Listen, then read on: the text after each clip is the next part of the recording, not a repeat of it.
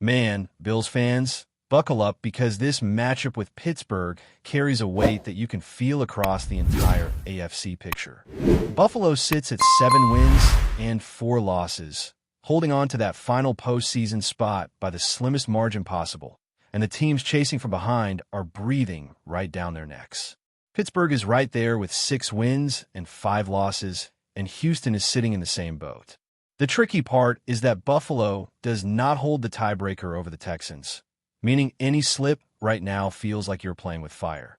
And when the team right behind you is the one you are facing, there is absolutely no room for a stumble. This is one of those games where the standings look you straight in the eyes and dare you not to blink. Whenever these two franchises meet, people always circle the duel between the head coaches because their history runs deeper than just sideline matchups.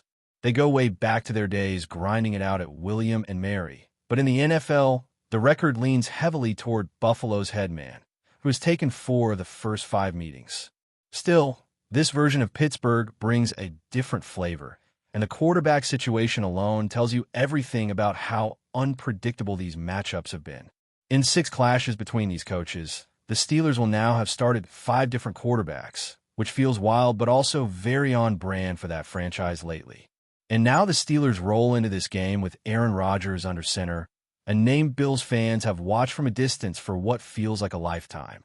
He is now past 40 years old, about to cross another birthday, yet somehow still firing crisp passes with that signature effortless release. After nearly 2 decades in Green Bay and then a short adventure in New York, he is wearing black and gold. And even if the production has dipped, the experience and the accuracy remain. He is still completing roughly 2/3 of his throws, and the ball placement is there. What is different this year is the overall output. His passing yards per game sits surprisingly low for a quarterback of his resume, and their offense leans heavily on receivers creating space after the catch. No team in the league has relied more on yards picked up after the ball arrives. You watch them play, and you see his system trying to maximize short, quick throws, and then trusting the skill guys to do the heavy lifting. Rodgers has not been pushing the ball deep often, and when he does, the results have been mixed. That is not really where their offense lives anymore. The timing is fast, the processing is fast, and the screens and short routes show up again and again because they want the ball out of his hands before defenders can close in. That is also why his pressure numbers are some of the lowest in the league. The offensive line plays well, but the scheme speeds everything up even more. In fact, he missed last week with a wrist issue, but all signs point toward it being back on the field against Buffalo, which adds another layer to the matchup. When Pittsburgh has Rodgers, you know the rhythm-based, quick-game approach is going to be the heartbeat of their offense.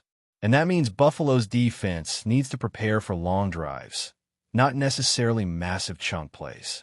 Now, when you look deeper into how Pittsburgh is built, their offense is shaped heavily by the coordinator, who came over with a background full of run-first, tight, and heavy systems. And you can see that DNA all over the Steelers' identity this year. They score in the mid-20s on average, a number that puts them solidly in the top half of the league. But what really stands out is how often they load the field with tight ends. They use multiple tight ends more than most teams, and it is not just window dressing. They genuinely throw to those guys, block with them, and treat them like pillars of the scheme. Against most defenses, that kind of approach causes mismatches because you're constantly trying to predict whether they're about to pound the ball or leak someone into the flat. Their wide receiver group is headlined by DK Metcalf, who brings that freakish mix of size and straight line speed that makes defensive backs think twice before trying to press him. Even when he tweaks something or takes a big hit, he somehow keeps finishing games. He is the clear number 1 target, and every defense knows it. Opposite him, they use Calvin Austin, who is practically the opposite profile. He is tiny, lightning quick, and can turn a little crease into a 30-yard gain if you blink. Beyond them, the depth receivers are mostly role players, not high-volume threats, which is exactly why this offense leans toward tight ends as often as it does. That tight end trio is a handful. Between Pat Freiermuth, who is a true every-down, well-rounded option, Jonnu Smith, who turns into a running back after the catch, and Darnell Washington, who looks like a defensive end wearing a tight end number, you do not get a break. They line up together constantly. They block in space, they help in pass protection, and they even get vertical down the seams. It is not a gimmick. It is the core of what they do. In the backfield, Jaylen Warren has become the heartbeat. He runs angry, never stops churning his legs, and finds hidden yardage on runs that should have gone nowhere. He is not the flashiest runner in the league, but he competes on every carry. Kenneth Gainwell mixes in as more of a gadget-type changeup, someone who can catch passes and work in motion. And then you have the rookie Caleb Johnson, who came into the league with plenty of hype but has not found a real rhythm yet. Whatever promise people thought he had, Warren has simply taken the role and refused to give it back. And that young offensive line Pittsburgh is building. They are big, physical, and improving fast. They will be missing their starting left tackle, but their backup is capable enough to keep the structure from collapsing. The guard and center are impressive young talents, and the right tackle looks like a long-term anchor. It is rare to see a line get rebuilt this quickly, but they are definitely trending upward. For Buffalo's defense, the keys feel straightforward on paper, but tough in reality. Tackling has to be pristine because Pittsburgh lives off broken tackles. Cutting down yards after the catch is the single biggest thing that can flip this game. And although the Bills have been unreal at shutting down tight ends this season, this opponent uses tight ends in a way Buffalo has not really seen yet. So that matchup becomes a mental battle as much as a physical one. And then there is the pass rush. Buffalo's pressure has gone ice cold lately. The sacks have dried up, the hits have slowed down, and they are nowhere near the disruptive unit they were earlier in the season.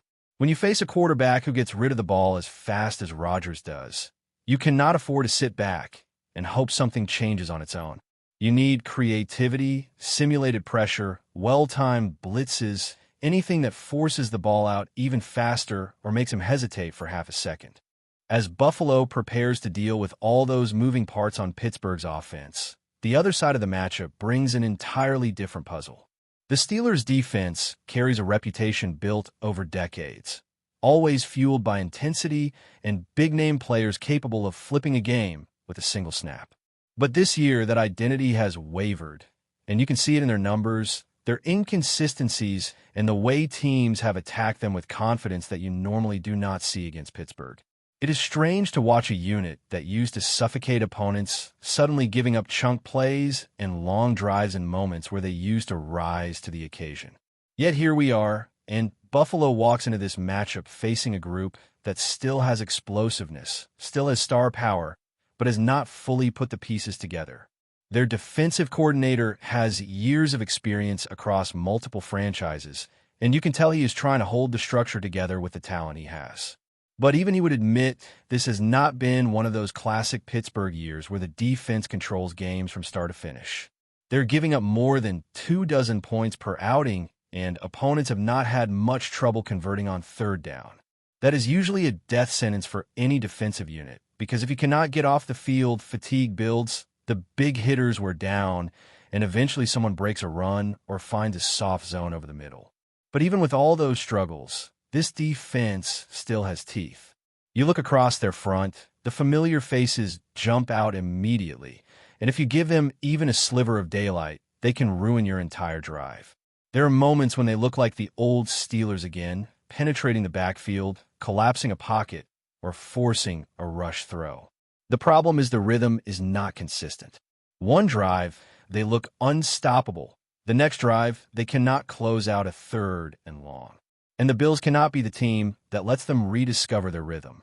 One of the biggest challenges when playing Pittsburgh is handling the chaos their edge players create. They are constantly rotating, twisting, crashing down the line, and disguising pressure looks. Even when they are not sacking quarterbacks, they generate enough noise to force guys to roll out earlier than they want to or bail from a clean pocket simply because the presence of pressure is there. And if you panic even for a second, their linebackers read that instantly. The Steelers' tradition of rangy linebackers who fly around and hit anything that moves continues. But those guys have also been caught in tough matchups across the middle this year. Teams have found holes behind them, especially when they're aggressive in run support, and Buffalo has the personnel to take advantage of those soft spots. Their secondary has been in the spotlight all season, sometimes for big plays, sometimes for breakdowns. Pittsburgh's corners love physicality, but physicality without control leads to penalties, and physicality without safety leads to long completions. The truth is they have been beaten deep more often than usual, and their communication on crossing routes has not always been sharp. That vulnerability has shown up on film week after week, and it is something the Bills cannot ignore. When Buffalo plays with tempo and spreads the field, this defense has to stretch horizontally and vertically, and that is where Pittsburgh's discipline cracks open. The challenge for Buffalo, though, is protecting long enough for the deeper routes to develop. This is not a game where you can casually drop back and wait. You have to move the launch point, use motion, disguise intentions, anything to slow down those edge rushers. And when the ball comes out quickly, accuracy becomes the difference between a 4-yard gain and a dangerous throw drifting into traffic. Pittsburgh has defenders who feast on tipped passes, ricochets, and hesitations. They may not be tightening the screws like they have in past years, but they still know how to pounce when an offense gets sloppy. This is a defense that thrives on emotional swings. When they get one big play, a strip sack, an interception, a third down stop, you can feel the energy spike immediately. Their home crowd feeds into it. Their sideline amps up, and suddenly they become far more aggressive than they were earlier. Buffalo cannot afford to give them that burst. The worst thing you could do against Pittsburgh is let them build confidence, because once they feel that momentum, the rest of the game tilts in ways that are hard to correct. The Bills' offense, on the other hand, has been finding its footing again. There is a renewed sense of identity, a little more balance between the run and pass, and a cleaner rhythm in how they sustain drives. But the Bills have also had moments this season where a single mistake derails an entire quarter. Against a defense that still has elite playmakers, even if the stats do not reflect it, that margin of error shrinks even more. Buffalo has to play with controlled aggression, attacking mismatches without forcing passes that are not there. One of the real opportunities for Buffalo lies in how Pittsburgh defends the middle of the field. Their linebackers bite hard on play action, and their safeties sometimes hesitate when offenses show layered routes across the hash marks. That hesitation creates windows for tight ends and slot receivers to slip behind them with clean separation. The Bills have the personnel to exploit exactly that, especially when they put defenders in conflict with pre-snap motion and quick redirects after the snap. Running the ball effectively is another area where Buffalo can put pressure on the Steelers. Pittsburgh's front is strong individually, but their gap discipline has been inconsistent.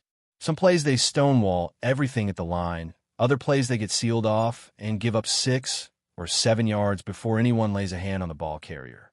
If Buffalo stays patient and does not abandon the run too early, those creases can turn into steady chunks that keep the chains moving. And the more the Bills can dictate tempo, the less Pittsburgh can rely on disguises and exotic pressure looks. But none of this comes easy when you face a team that plays with the toughness Pittsburgh brings. Even in a down year, even with statistical holes, they will fight for every snap. This is not one of those defenses you walk into expecting an easy day. Every yard is earned, every completion is contested, and if you slip mentally, they will make you pay. Buffalo has to be precise, sharp, and aware of where the danger zones are on every single play. Before we dive back in, make sure to hit that subscribe button and give this video a thumbs up. Your support helps us keep delivering the latest Buffalo Bills updates straight to your screen. And hey, don't hold back. Let us know your thoughts on today's news down in the comments. In a move that has sent shockwaves through the NFL world, reports are circulating that the league has officially canceled the highly anticipated matchup between the Buffalo Bills and the New England Patriots. While the NFL has yet to provide a detailed explanation, insiders hint that the decision comes amidst swirling controversy and allegations that have ignited a firestorm of speculation among fans and analysts alike.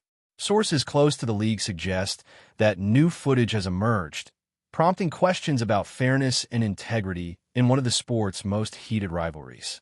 Social media has exploded with clips and images purportedly showing questionable plays and possible rule violations that could have influenced the outcome had the game gone ahead. While the league remains tight-lipped, whispers in locker rooms, and among coaching staff imply that these revelations were significant enough to force a rare intervention, underscoring just how seriously the NFL views the notion of maintaining its competitive credibility. Fans have reacted with a mix of disbelief and outrage. Bills and Patriots supporters alike are dissecting every angle, debating whether this cancellation is justified or whether it sets a dangerous precedent for future contests. Pundits are speculating endlessly. Did a referee error go unnoticed for too long? Could it involve off-field tampering or technology misuse? The lack of concrete answers has only fueled the rumor mill, with every post, tweet, and discussion thread adding layers to the growing saga.